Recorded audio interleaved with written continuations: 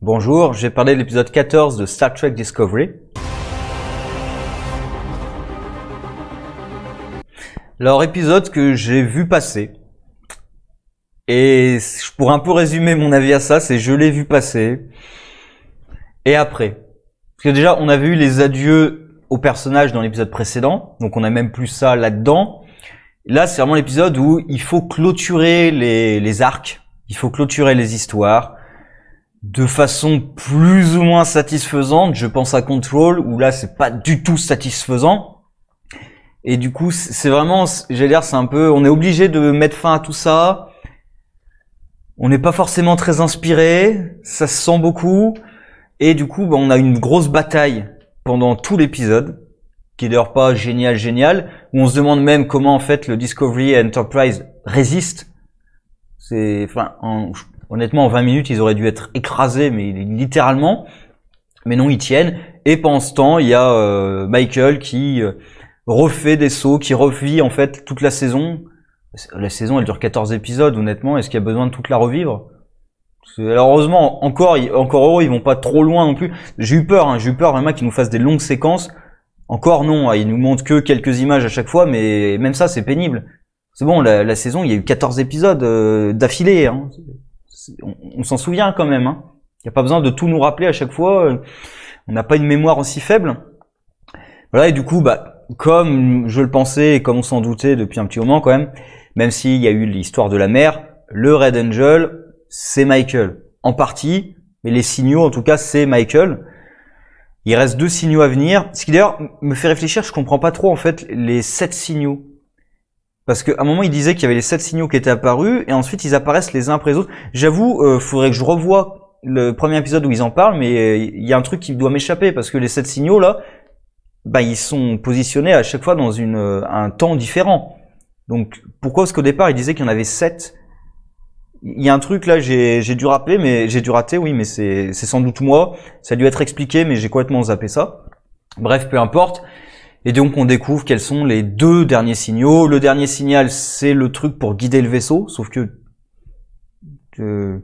alors peut-être que ce que j'ai envie de dire, il pourrait suivre Michael à vue, mais peut-être oui, c'est comme elle est toute petite dans le vide de l'espace, peut-être que oui, ça peut aider. Mais en même temps, quand tu vois la grosse fenêtre, c'est ça le truc. Quand tu vois le gros vortex, tu dis mais vous voyez, vous pouvez pas viser à travers en fait. Vous voyez pas le gros trou dans l'espace, dans la structure de l'univers. Vous voyez pas le gros trou là. Vous avez besoin d'un signal pour vous guider. Mais bon, c'est parce qu'il en faut 7. Donc hop, le 6e et le 7e parce qu'il en faut 7 parce qu'on en a annoncé 7. Enfin, en même temps, si on les a annoncés, c'est parce qu'ils ont été prévus. Donc ça a été prévu. C'est pour dire à Spock à la toute fin que oui, elle est bien arrivée 930 ans dans le futur. Bon voilà. Qu'est-ce qu'il y a à dire sur cette partie? Pas grand-chose. Oui, c'est cohérent, on va dire, à quelques trucs près, parce qu'il y a, par exemple, le fait qu'on nous a dit dans plusieurs épisodes, notamment sur Kaminar, je me souviens, qu'il disait que sa technologie était extraordinaire, qu'elle venait du futur et tout. Non, ils l'ont faite à notre époque. Et même la combinaison, elle date de, il y a quoi, 20 ans dans le passé, par rapport à l'épisode. Vu que la mère l'a pas modifiée, donc c'est la combinaison de la mère, quand elle l'a créée, à l'époque où Michael était gamine. Donc je vois pas en fait toute cette... À la rigueur, le Time Crystal pourrait justifier le côté source d'énergie et tout, ça peut être le Time Crystal tout seul, mais ça aussi ils connaissaient avant. Ils savent ce que c'est un Time Crystal. Ils ont pas découvert ça. Ils en avaient pas, mais ils savaient ce que c'est quand même. Donc bref, c'est assez bizarre tout ça. Sinon il y a Control, alors là pour moi c'est vraiment la catastrophe de l'épisode et de la série, de toute façon, c'est la gestion de Control. Le truc c'est que il faut à la fin que Control soit vaincu. Parce que sinon, ce que fait Burnham n'a strictement aucun intérêt. Parce que si Control est encore en activité, le fait qu'il ait les données ou pas, c'est hors de propos. Il rase Starfleet. D'ailleurs, c'est un truc, il essaie même pas de pirater les vaisseaux. Alors que c'est une IA. Il pourrait pirater les vaisseaux. Et je pense qu'il pourrait écraser la flotte même pas de Starfleet, mais des 2, là, vaisseaux, mais en quelques minutes. C'est une IA. Mais il faut qu'il soit détruit. Parce que sinon, oui, c'est une menace et en plus ça rentre pas dans la timeline des séries Star Trek. Donc, qu'est-ce qu'on fait? En fait, on tue Leland et on dit que en tuant Leland, on a détruit Control. Sérieusement. L'IA, elle s'est localisée uniquement dans Leland. Alors qu'elle contrôle les autres vaisseaux. Hein. Mais non, elle est que dans l'Iland. Donc si tu tues l'IA qui est dans l'Iland, c'est bon, tu l'as tué partout. Sérieusement. On a vu en plus un épisode où l'IA Control avait pris le corps d'autres individus. Donc elle peut se déplacer dans d'autres corps. Elle peut contrôler plusieurs corps en même temps. Elle doit pouvoir contrôler plusieurs vaisseaux. Elle peut se répliquer, c'est une IA. Pourquoi est-ce qu'elle serait localisée en un endroit précis? C'est débile. C'est débile. Mais oui, il faut qu'elle soit détruite, parce que sinon ça rentre pas avec la timeline. C'est figure obligée. Mais en même temps, c'est encore plus con que ce que je dis, puisque en détruisant Control, ça fait que les données qui sont envoyées dans le futur, il n'y a plus besoin de les envoyer dans le futur. Control a été détruite, c'est bon, c'est réglé. Alors, ils doivent trouver une pirouette pour justifier, et la pirouette, c'est à la toute fin, quand ils mentent. Et pareil, ils ont aucune raison de mentir à Starfleet. C'est juste pour justifier pourquoi est-ce que personne n'a jamais parlé de la sœur de Spock, ou du Discovery, ou du réacteur de Discovery et tout. Eh ben, cette connaissance est trop dangereuse pour nous. Il faut pas qu'on la découvre. Sérieusement. En plus, ça a été envoyé 930 ans dans le futur de mémoire. Donc Starfleet va pas mettre la main dessus avant longtemps. Hein. Ou alors faut que eux-mêmes maîtrisent le voyage temporel. Et d'ailleurs, normalement, est-ce qu'ils ont pas les schematics du Red Angel, vu qu'il a été reconstruit dans le Discovery? Est-ce que ça aussi c'était que dans le Discovery? Il y a un truc là, il pourrait pas la recréer l'armure en fait, Starfleet?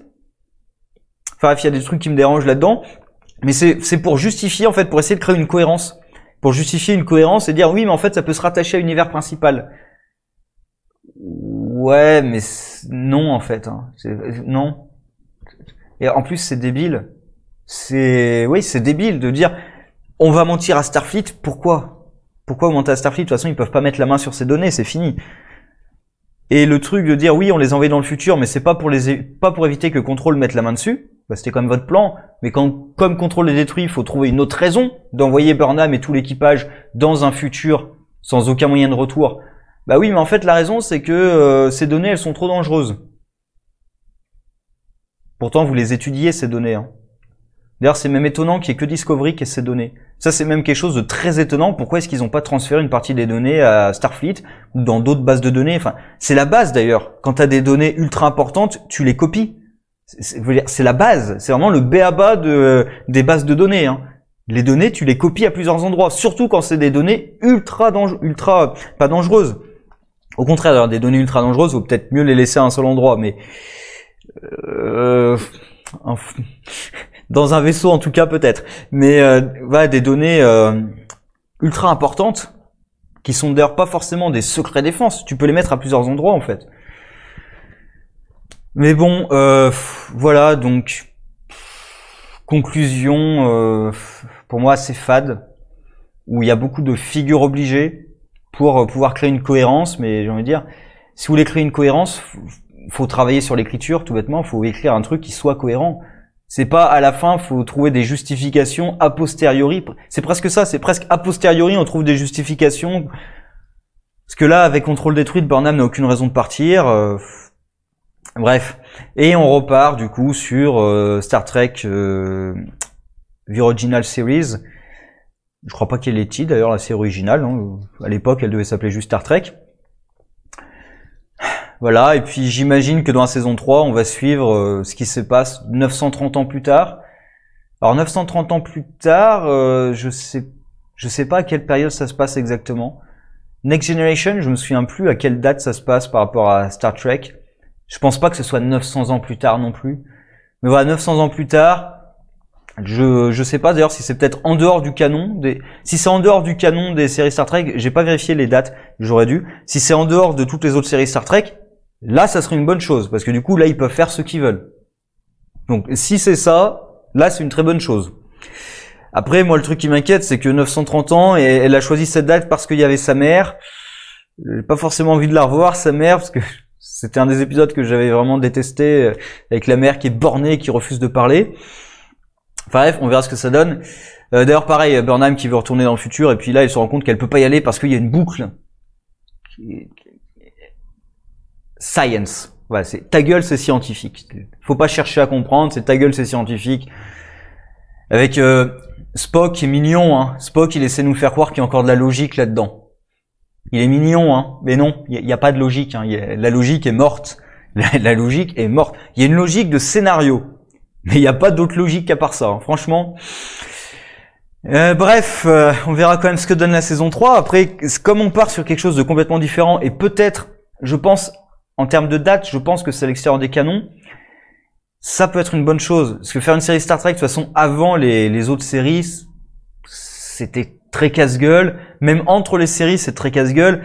Faut en faire qui se passe après. Ou alors vraiment des trucs complètement différents, mais si c'est bien après, 930 ans quand même, je pense que ça va être après toutes les séries Star Trek qui ont été faites, hein, il me semble. Faudrait que je vérifie, mais je pense. On verra ce que ça peut donner. Sur ce, au revoir.